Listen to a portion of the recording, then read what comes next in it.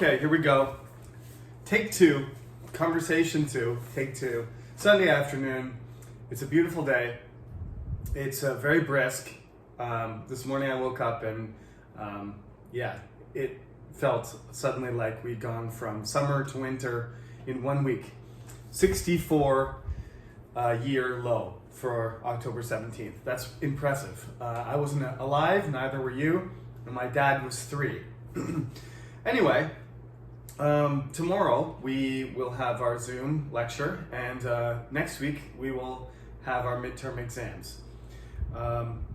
There are 2 classes. They're both on Monday, so tomorrow we'll have a Zoom meeting at 10 and a Zoom meeting at 1. And that's just, the Zoom meeting at 1 is so that everybody can have their lunch, including me. Okay, and the information should be in the cyber campus. I have to apologize. I was gonna say I'm not gonna blame the new system this time, but I'm gonna blame the new system this time. Who am I kidding? I'm not familiar with the system, so I tried to update some information on the notice board, and I deleted it, and so it was gone. So I reposted it. So it's reposted as of 2 o'clock this afternoon or something like that. So I apologize. I know 45 people saw the notice already. I think it's the same information. I hope. I pasted it from the Zoom application. I hope we don't have people not knowing the password and not knowing things because I did something wrong. But anyway, what we're supposed to be doing is 10 o'clock, the first Conversation 2 class, which I believe is the 00 class. The 0 class, you're 10 o'clock, and the other class, our time slot is from 12 to 2. We will start at 1 o'clock. It should say that. It should, in the notice, it should say that. Okay? This is week 7, and week 7 in the textbook is chapter 6 because we had an orientation, remember, so we're kind of 1 chapter behind. This week we have the Zoom lecture, and we have a new topic. But next week we have midterms, which will be on Zoom. You'll do your interview. You have to log in. I'll set it up. Everything will be set up tomorrow. That's part of the reason we're having a Zoom meeting tomorrow, is to set up the schedule for people to have their midterms.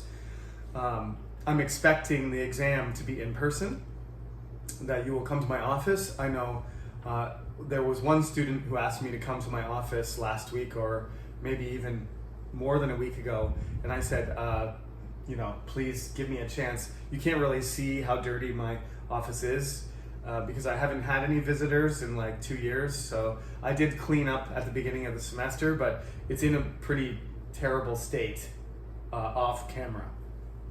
So by tomorrow, I will have cleaned my office properly.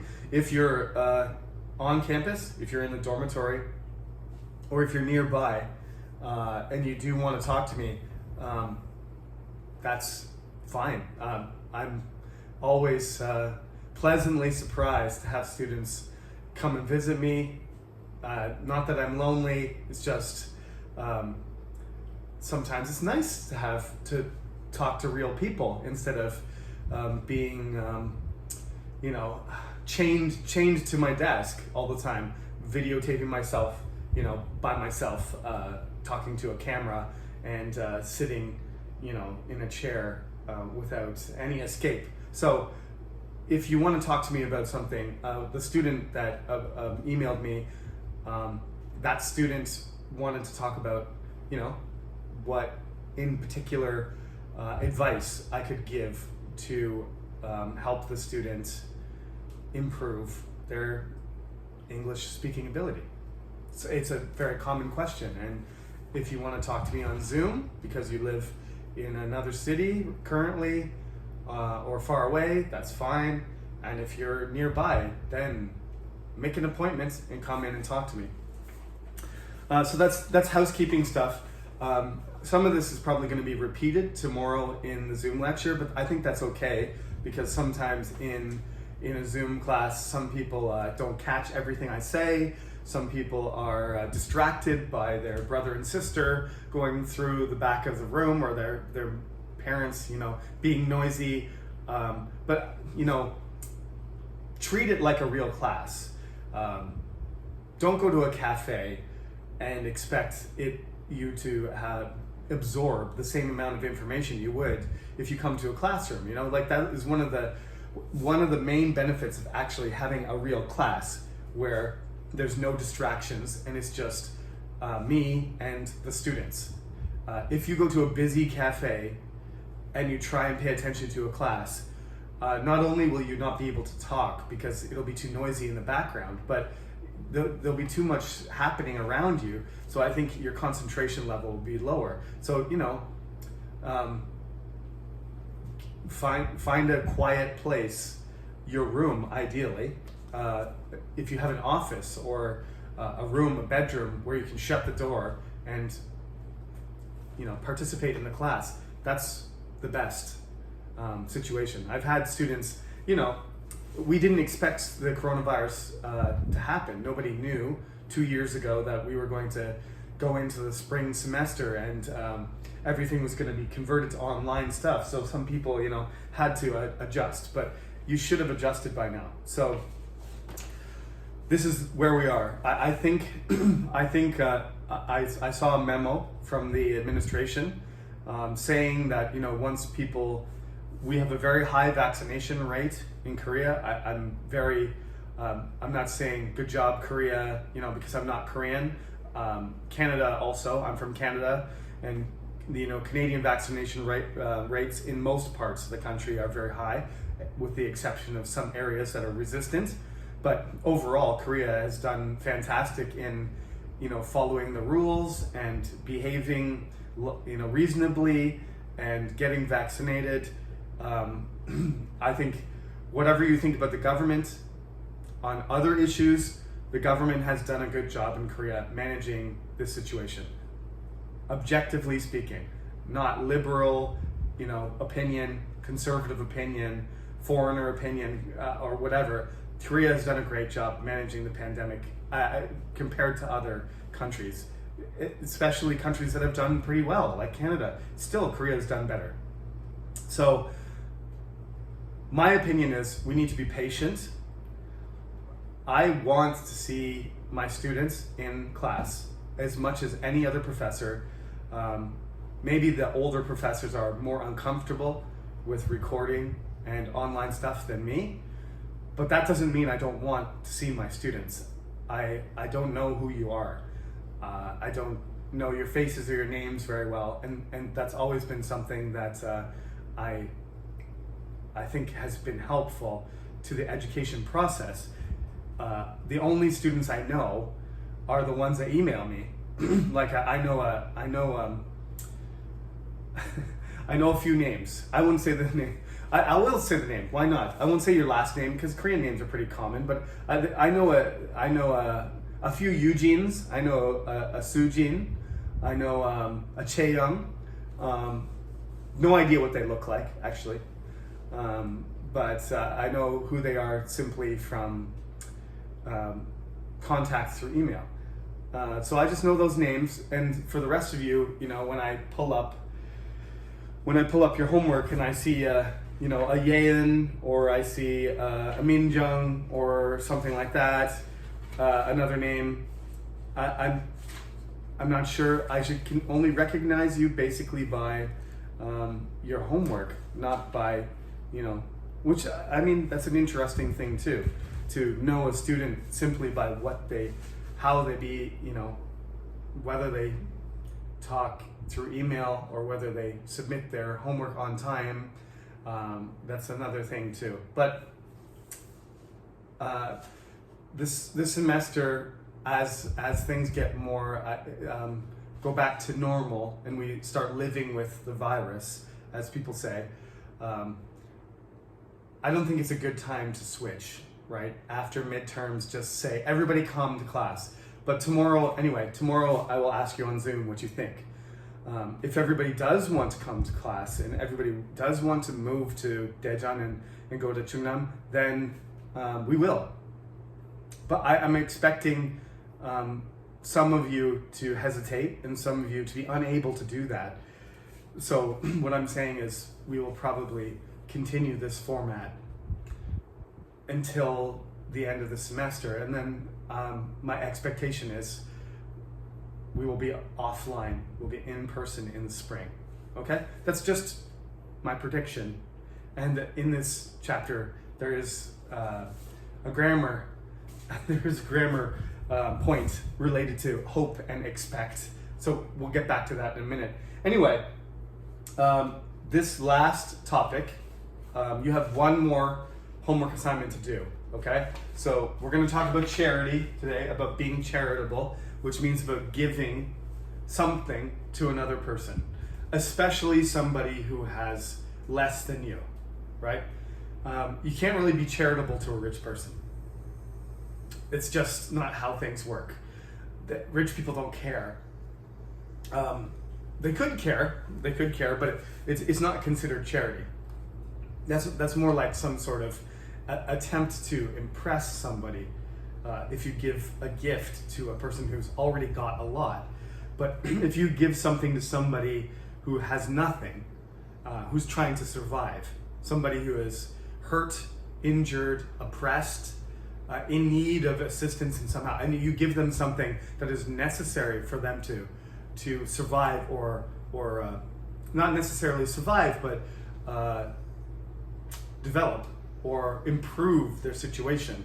That's what charity means, right? That's if you give somebody who has everything, somebody who's beautiful and tall and healthy and has a lot of money and a lot of friends and everything, what do you give that person? You give them a basketball signed by Michael Jordan. Maybe they'll be impressed by that because they're like, oh my, yeah, I don't have anything that special, but that's not useful and it doesn't change their situation at all. It's just a sort of trophy that they're going to put, in their house. Oh, Jeremy gave me a basketball signed by Michael Jordan. This is unique. This is something I can just show people when they come into my house. It's not going to be like, well, if it wasn't for Jeremy, I'd be living on the street, wondering whether I could eat. So anyway, before we talk about charity, I think charity is a very important thing to talk about, especially in university, because maybe like you, some of you, a lot of you are freshmen. When you go to university, you have to think, why am I going to university? What is this place? And why do I need to go there, right? When I went I'm from Canada, and Canada's a developed country, quote unquote, developed country. So university is part of the system of growing up, right? So what do? Yes, I was born, and my mother took care of me. I went to daycare, I went to kindergarten, and then elementary school, and middle school, high school, and then after that, you go to university. Like in Korea especially. In Korea, in Canada, some people don't go to university, they get a job, or they go to college, or they take a course, for some sort of practical purpose, like, being an electrician, or like a skill. They learn a skill. Electrician, or plumbing, or carpentry. These are kind of more physical oriented jobs, but require being a mechanic, car mechanic. My grandfather never finished high school. He was a mechanic, and he opened a shop, a car, repair shop with a gas station, and he ran that business for 40 years, very successfully. You don't need to go to university.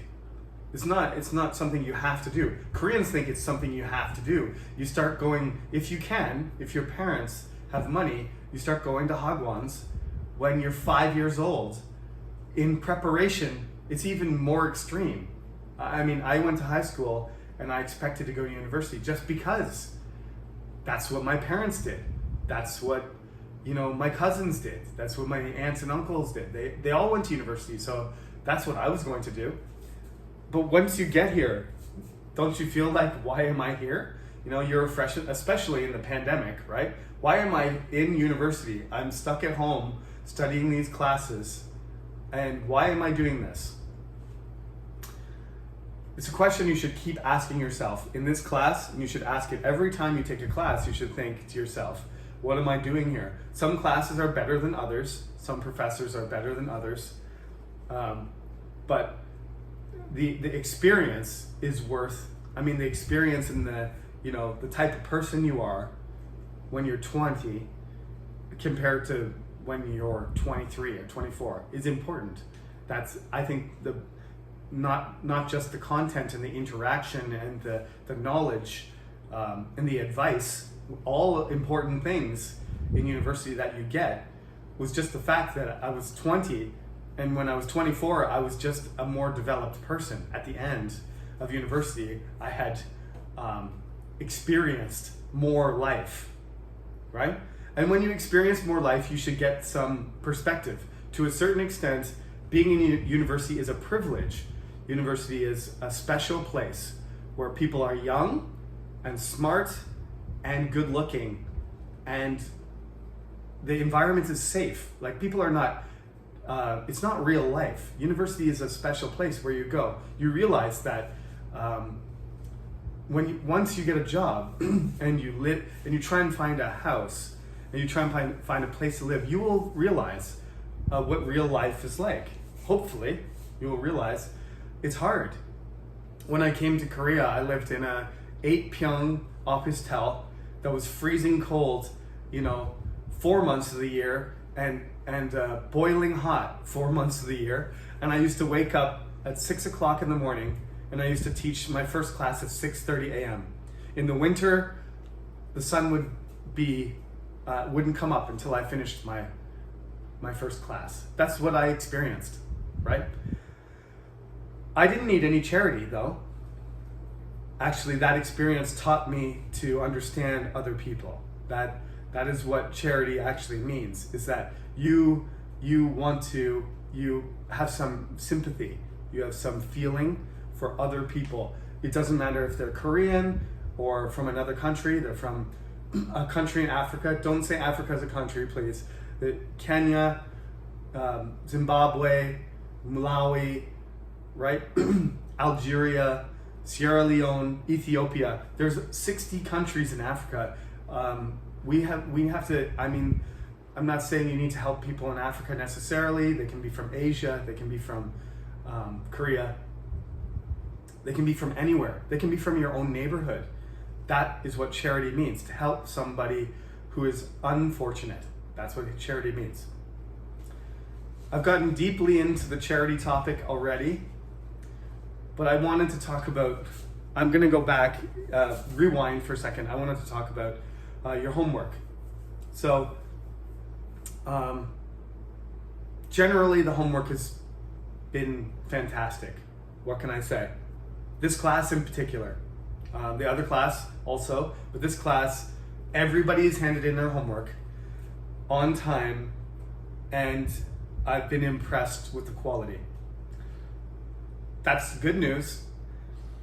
That also means it's going to be very competitive. Like I say to my students sometimes, it's just the way it is. I think you're a good group of students. I don't know what happened from last semester, because I actually, as I recall, in the spring when the new freshman class came in, some students were inconsistent and seemed, just not engaged, disengaged is what I want to say, disengaged from the class. But I'm impressed. This is some of the best homework I've seen in years.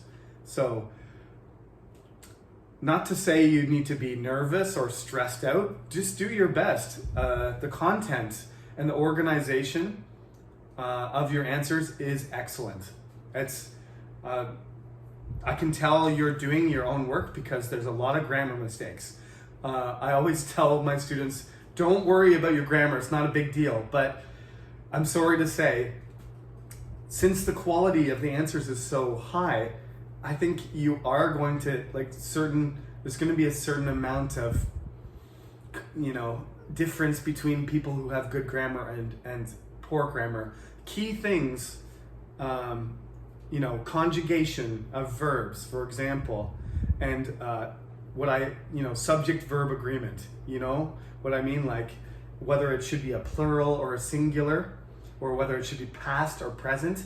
These are essential grammar elements that affect the meaning of what you're saying. The communication effectiveness sort of hinges on some of these grammar points. I usually say, I don't care about the articles or the prepositions and pronouns as much, because those are very difficult parts of grammar that Koreans have trouble with forever. I speak French as a second language, and it's just, there's certain things in French that are hard for me to remember. They're hard for me to recognize, even after studying French for 30 years.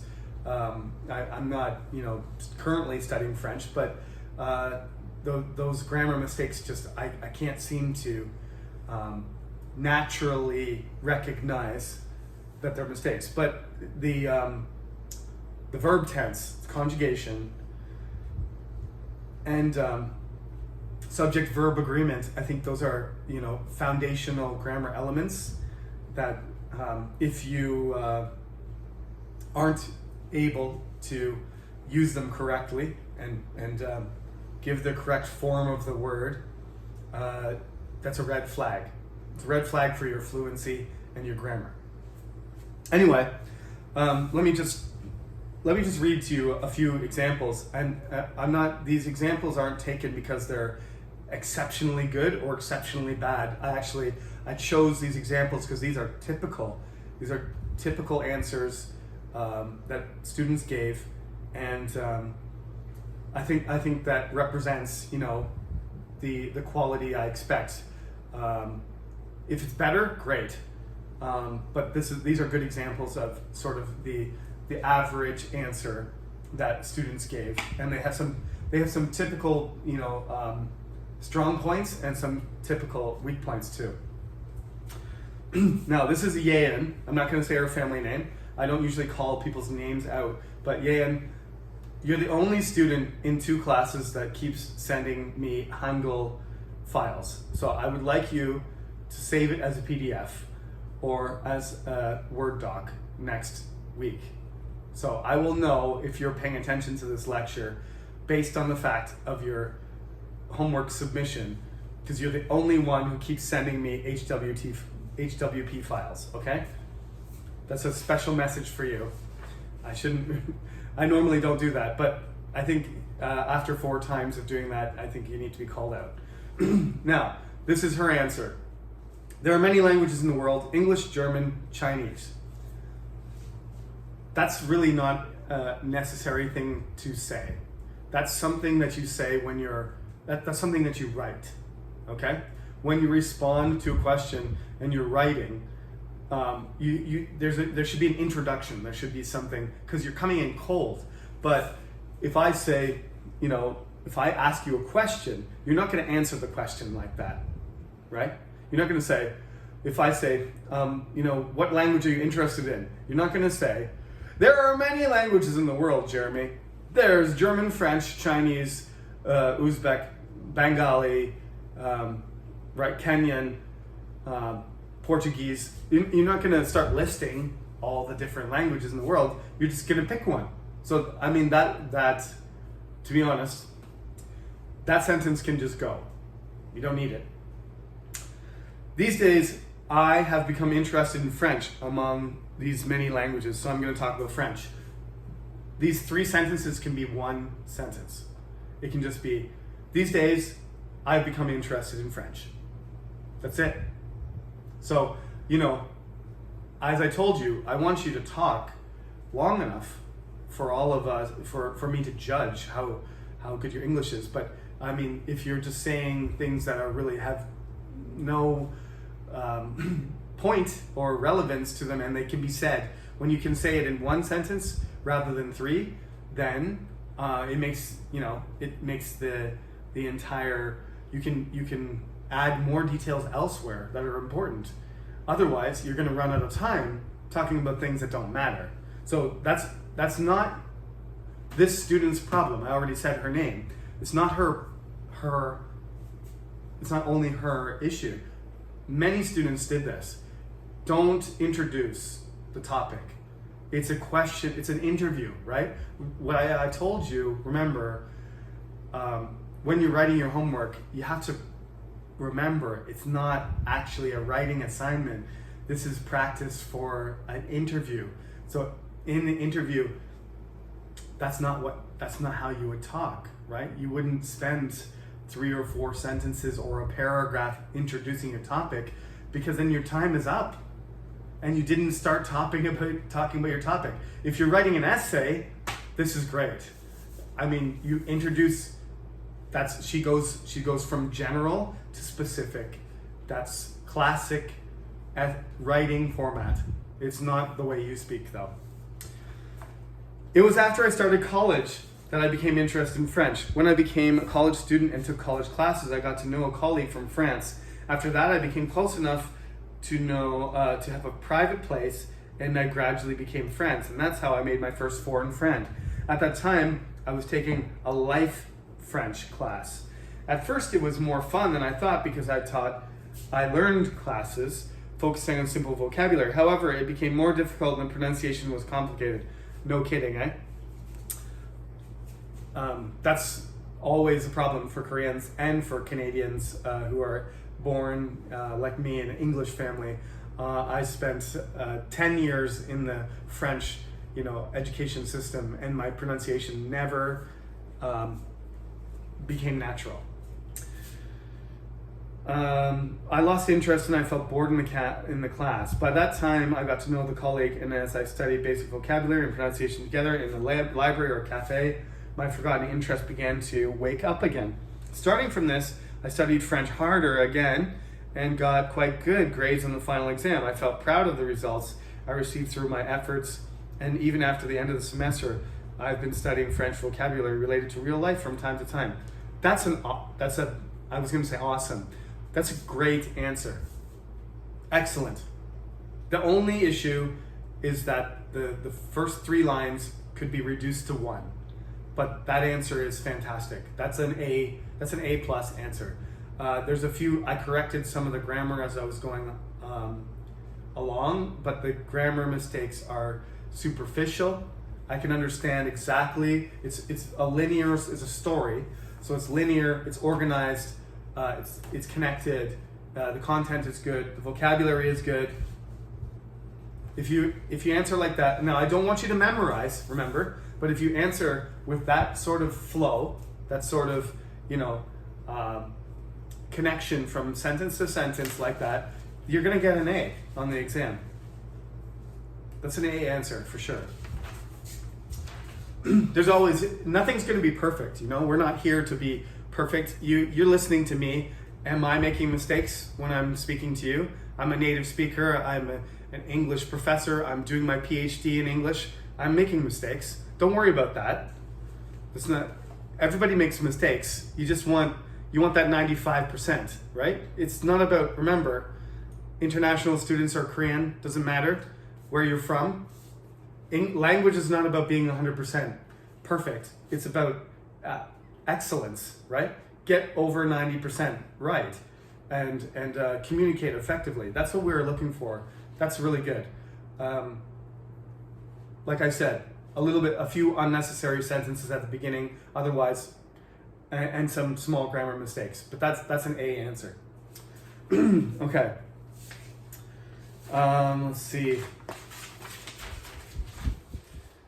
These are kind of similar. I'm going to talk about some of these answers on Zoom too. I'm supposed to be talking about charity, so this lecture's going to get really, really long. Let me just talk about, this student, the clothes that fit me. When I was very young, about 6 years old, I read a fairy tale called The Country Mouse and the City Mouse. Okay, this is an example of being direct and getting into the question and being succinct and concise, right? the student didn't introduce anything. The question is, tell me about a folktale. This is the answer. Right into it. There was a mouse. There are a mouse. That's a significant grammar mistake there. There are a mouse. There was a mouse. When you're telling stories, the folktale question especially, you should be using past tense. All these stories are about the past. And when you're telling a story, generally use the past tense. So make sure your verbs are in the past tense, not present. There was a mouse that lived, again, this is how the sentence reads, actually. There are mouse that has lived in the countryside. It should be, there was a mouse, and there should be an article there. There was a mouse. Let me write this on the board. This is like real-time class.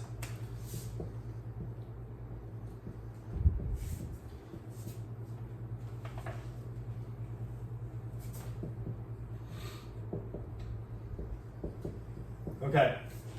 This sentence, the grammar is an issue because I can automatically fix it because I'm a native speaker and a professor, but this is incorrect, right? This should not be here. This should not be here. It should be, there was a mouse that lived. Okay? There's no need for present perfect. It shouldn't be in the present at all. It should be past. There was a mouse that lived in the countryside and a mouse that lived in the city for his entire life.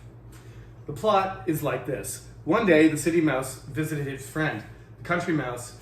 The city mouse ate the meal prepared for the country mouse, which are things that he really hated, like beans and herbs. Herbs, I should say. There's H is silent. I sometimes forget that. But you shouldn't. Herb. It's not herb. Herb is a person's name. Herbert. Herb is a plant that has some sort of pleasant taste or smell that you can use in cooking. And the countryside had no lanterns. It was dark at sunset, and he slept in his room. He was scared of the sound of the wind. I'm correcting. There's a lot of grammar mistakes here. Actually, the student did a great job of description, the length, the summarizing is perfect. And at the end, the student says, P.S. Professor, I have a question. I read the book, The Country Mouse and the City Mouse. Should I use the present tense or past tense when I'm talking about the content of the book I read? Help me. Okay, I'm not telling you who this, actually I should tell you who the student is because I used Yeon's name. The student's name is Sanga. Sorry, Sanga, but past tense. Yeah. So she realized this class is just fantastic. She, at the end, wrote me a little note saying, please tell me what I should do. Write in the past tense. There are some other grammar mistakes, Sanga, but the major thing is, yes, everything should be in the past tense. It's kind of a convention, right? I think you could write it in the present tense, but to an English speaker, that sounds awkward. You know how fairy tales usually start, right? Fairy tales, we're doing folk tales, but I mean, sort of cousin of a folk tale is a fairy tale. Usually they start, how do they start? Once upon a time, right?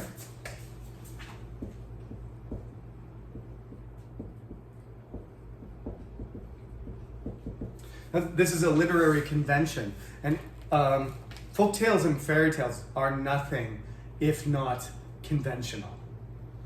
They have certain basic rules. It's not, you don't get thrown in jail if you don't follow the rule. Just everybody follows the rule. Another student talks about Kongji and Patsy, and another student talks about golden axe and the silver axe, which is these folk tales are actually some people call them Korean folk tales, but they're the stories indirectly or directly have come through other cultures. So, Kongji and Patty is kind of like a Cinderella type story. And I'm not here to say Cinderella is the original story and Korean, folktale is copy. That's not what I'm trying to say. Folktales have a certain pattern. They have a certain frame. They have a moral element, and they follow the same pattern kind of universally, right? There are exceptions, don't get me wrong, but how many fairy tales start with once upon a time in a land far away, right? Even Star Wars starts like that, a long time ago in a galaxy far away. Science fiction, they're still using the same, sort of approach, right? Because it's so familiar. Because folktales usually have been spoken for hundreds of years. Aesop's fables are the oldest ones we know, but even before they wrote down Aesop's fables, who knows, 2,400 years ago or something, he was already dead for hundreds of years. And this slave named Aesop had written, told all these stories, and they gathered them together. Somebody wrote them, not Aesop. They're Aesop's fables, but it's hard to know whether that guy was a real person, or he was just a manifestation of the oral tradition in Greece, pre-Socrates, Pericles, and all the golden age of Athens hasn't even happened yet. Essentially, they write down all of these stories during the Athenian and Greek golden age. Alexander hasn't even been imagined yet. Alexander the Great. I don't know if I'm making sense to you anymore, but these famous Greek people, they were not born yet when Aesop was telling these stories, if he existed. So, past tense. That was a really long explanation, but past tense. Okay. From the textbook, the charity question, the charity topic, like I said, I think in particular, there's a reason for every person to be charitable, right? That's why instead of saying doing it for charity, I said being charitable, because I think this is a kind of way of life. You have to decide what type of person you are. Are you going to be rich and sacrifice yourself for personal gain, or are you interested in what we call humanity, right? And recently I've been studying in my PhD about the meaning of humanity. So, let's not even say humanity. Let's say interested in life, okay? Because my professor, Kim Young-ju, would probably be disappointed if I said we should be interested in humanity, because that means we're interested in humans only. Do we care about the animals and the trees and the earth and space and everything? Do we care about our environment? Or we just care about humans? Just being generous, charitable to humans, that's good, but it only gets us so far. If we only care about whether, the middle class is making enough money to buy a Samsung Galaxy or an iPhone, if that's all we care about, we're not really doing much for the development of life in the universe. In fact, we might be killing ourselves. It's not really about how much wealth or how much reputation or anything that you have. We're at the point, this is the 21st century, we have the coronavirus, we have climate change, right? These things, you are all young. By the time you're my age, when you're 40 years old, if human beings don't care about other things, if human beings continue to care about themselves in a selfish way, we're all gonna die. How about that for a lesson for week 7, right? Be charitable or die. I'm sorry to say it, that's the truth. I don't really want to say this information, but I'm at the point where, especially you, You are the people. You're the students, you're the people. You're going to grow up. Are you going to get married? Are you going to have a house? Are you going to go camping? Are you going to take a vacation in another country? Are you going to get, infected by a virus? What is going to happen? I think, to a certain extent, my parents grew up in a world that had no, restrictions and no consequences. The people who, like when I was a kid, they just had to take care of me and make sure I didn't die. And I would grow up and the world would be a nice place for me. But that's not the reality anymore. If we don't help each other, if we don't work together, the entire world, not just Korea and China and United States and countries in Africa, like I mentioned, Egypt, Sudan, Morocco, if we don't make an effort to be charitable to each other, the earth is going to be destroyed. Millions and millions of people are going to die. Maybe billions of people are going to die. We can't ignore this anymore. Just driving an electric car is not going to be enough. What can you do? Okay? A haircut for cancer, swimming to a statue, these examples, walking to work instead of driving a car. Honestly, they are very small. There's this amazing young woman named Greta Thunberg from Sweden who has organized protests throughout the world, and some people have viciously attacked her for being some sort of tool of the elite.